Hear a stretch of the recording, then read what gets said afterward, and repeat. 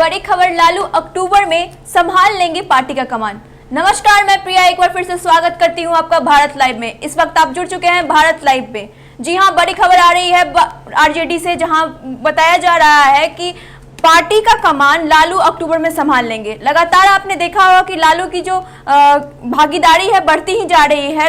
लगातार वो पार्टी के कार्यों में संलिप्त हो रहे हैं। तो अब इस बारे में हम विस्तृत रूप से जानेंगे बाबा से। बाबा बताइए क्या कुछ है। प्रिया, सबसे पहले तो लालू प्रसाद की अगर बात करें तो बिहार की राजनीति में उनके बिना अब तक राजनीति का एक भी ककहरा नहीं पढ़ा जा रहा है। जी बिल्कुल। हर डेग पर कहीं ना कहीं या तो विरोधी हो या साथ में हो, सभी लालू प्रसाद का नाम लगातार लेते हैं। और लालू प्रसाद चूंकि सक्रिय राजनीति में नहीं है, उसके बावजूद भी उनका इतना ज़्यादा प्रभावशाली होना इस बात को बताता है कि बिहार की राजनीति से आप लालू को अलग नहीं कर सकते हैं। जी।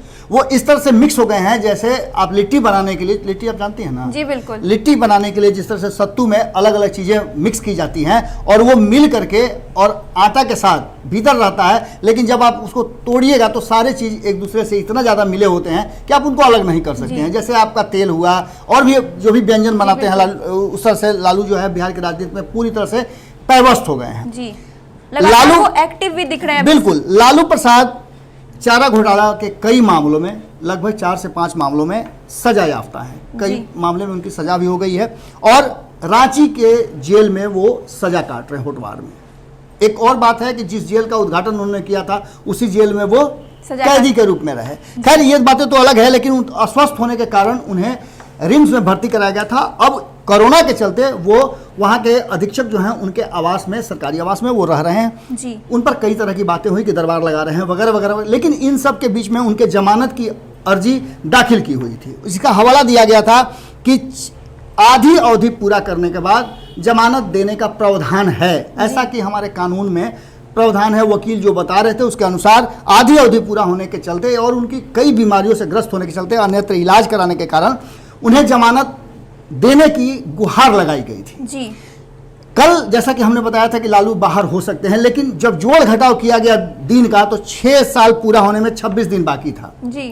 अब 9 अक्टूबर को अगली सुनवाई होगी, जैसा कि उनके वकील प्रभात कुमार ने बताया कि चाईबासा मामले में उनकी जमानत अर्जी जो है वो स्वीकार कर ली जाएगी। जी। ऐसी स्थिति में अक्टूबर में लालू प्रसाद बाहर आ सकते हैं और आएंगे तो पार्टी का कमान संभालेंगे। आपको पता है कि 29 नवंबर से पहले चुनाव की प्रक्रिया पूरी हो जानी है और ये वही समय है जब लालू प्रसाद जेल से बाहर आएंगे। ऐसी स्थिति में बिहार की राजनीति और आने वाले चुनाव में बहुत कुछ परिवर्तन होने की संभावना व्यक्त की जा रही है। जब लालू बाहर नहीं है, सदेह नहीं है, उसके बाद भी बिहार की राजनीति में उनका इतना ज्यादा प्रभाव है। अब लालू अगर बाहर आ जाएंगे तो क्या कुछ होगा आप अंदाजा लगा सकती हैं। लगातार हालांकि इसमें भी 2-3 बातें और ज्यादा गंभीरता सोचने वाली बात है कि 26 दिन पूरा हो जाएगा तो 9 अक्टूबर को वो बाहर आ सकते हैं। लेकिन एक उसमें अड़ंगा और लग रहा है कि एक मामला जो चाईबासा है उसमें तो अवधि पूरा हो जा रही है, लेकिन दुमका कोषागार से अवैध निकासी के मामले में थोड़ी सी मुश्किलें बढ़ सकती हैं। तो जमानत मिलने के बाद भी हो सकता है कि उनको 2-4-10 दिन और वेट करना पड़े बाहर आने के लिए।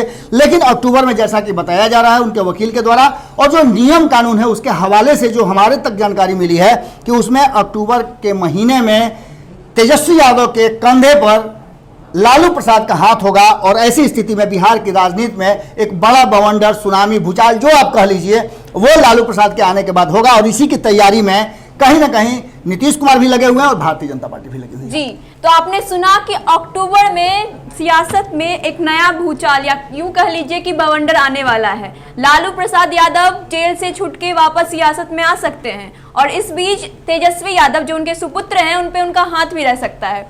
तो इस तरह के अन्य बड़ी खबरों के लिए आप हमारे साथ जुड़े रहिए। तब तक के लिए धन्यवाद। बढ़ाएं अपना कदम सक्सेस की ओर शिखर करियर इंस्टीट्यूट के साथ। शिखर करियर इंस्टीट्यूट पूर्वी भारत में एकमात्र कोचिंग संस्थान जो एक्सक्लूसिवली है मेडिकल एंट्रेंस एग्जाम के लिए।